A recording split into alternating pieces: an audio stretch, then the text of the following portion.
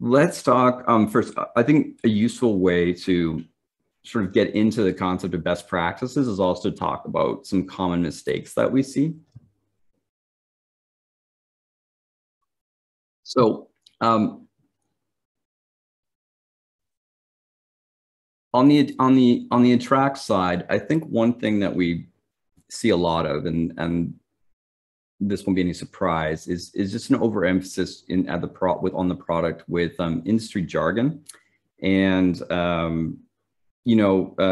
really a focus on the feature set and an underemphasis on business value through risk and reward language. So by risk and reward language, we want to talk we craft messaging to business leadership who may not necessarily and often aren't steeped in the minutia of cybersecurity language. We want to shape messaging around educating on risk. So back to that education idea. And also talking about what is the ROI of this? Is there ROI to be found in labor savings through automation? Is there ROI to be found in increased confidence of their clients? Right. And so I think what's universally true of the industry right now is that technical leadership is often setting the tone for marketing messaging, where there is a bit of a bias towards jargon. And I think cutting through the jargon and the noise and creating and crafting messaging that focuses on risk and reward, and we'll get into some case examples in a bit, just so this doesn't stay theoretical, we think is really important. On the channel side, we really do see as well like an underdevelopment of thought leadership, and also especially in the early stages of growth, we notice SaaS companies often aren't very early on developing their channel partner programs, resellers, or even thinking about what their target market's sort of core integration needs are. The other thing we often notice is that there's an overemphasis on sort of the demo process versus self-serve option. So I know that it's not always possible to present a free trial or self-serve option, but to the extent that it is, we've seen companies that previously thought that that wasn't an option for them. Even creating a limited self-serve option can drop barriers to at least lead generation. On the target audience side, one thing that we also see is an overemphasis on a single tier of company and a single role of seniority of the prospective customers. So we often see SDR teams, when they're prospecting, will be directed to solely go after enterprise level customers and then just go after C-suite decision makers, while at the same time, maybe ignoring opportunities that might exist in SME markets, and also looking at, even with outreach, doing sort of multi-role, multi-seniority outreach, targeting multiple members of that team at once, which we find can be quite effective.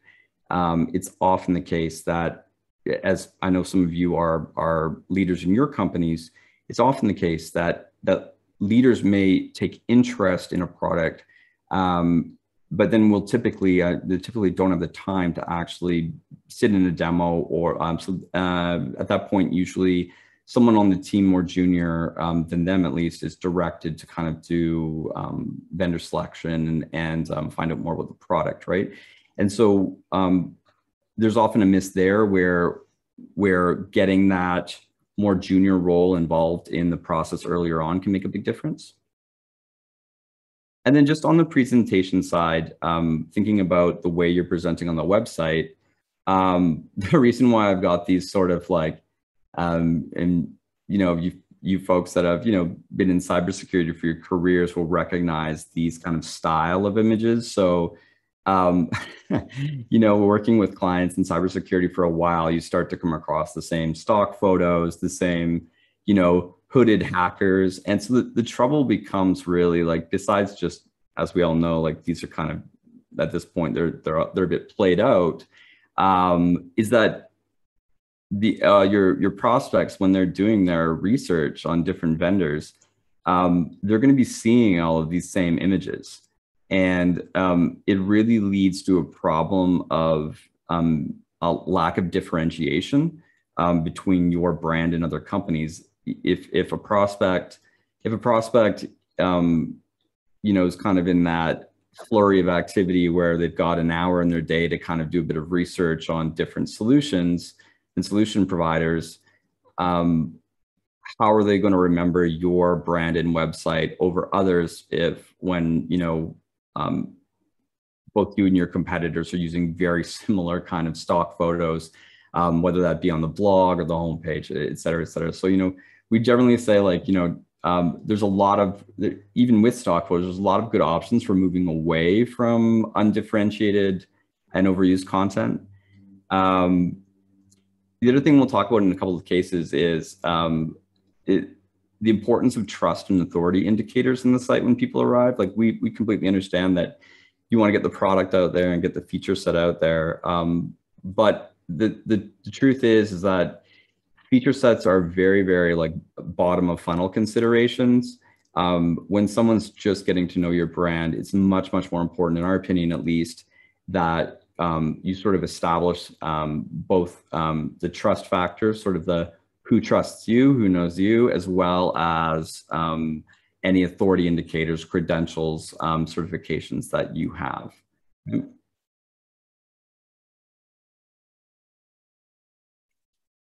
And then on the close the deal side, I sort of had said this a bit earlier. We do often see a lack of goal setting, and I don't mean goal setting at an immediate marketing sense, like number of calls or impressions and clicks and leads and things like that. I mean actually setting revenue goals on a quarterly basis and having a clear sense of how one gets there. So in a little bit, what we'll talk about is sort of a simple approach that you can build in a spreadsheet that just looks at how you can build a simple forecasting model to think about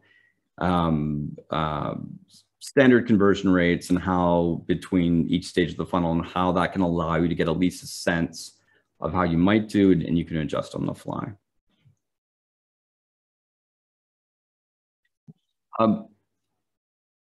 In terms of infrastructure and resources, coming back to that diagram I showed you earlier, the marketing and sales stack, I think the thing is just at this point, filling gaps in that infrastructure, making sure that you have proper sales intelligence and intent signals. So if you're not already, for example, if you're not already using a tool like ZoomInfo, you should be.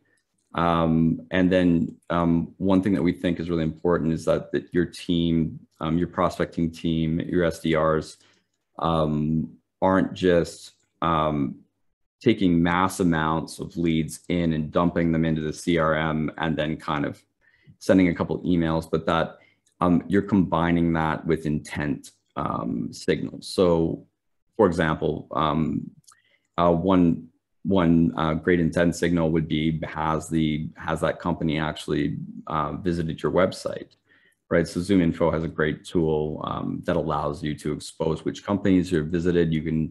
You can thread that into Google Analytics, and essentially what that will give your SDRs, like in this one example, it'll give your SDRs the ability to focus on those leads, at least that are already showing interest, and being able to prioritize though. We already covered call tracking earlier. And then one other thing we often see is just poor CRM and marketing automation configuration and a lack of team training on how to use it.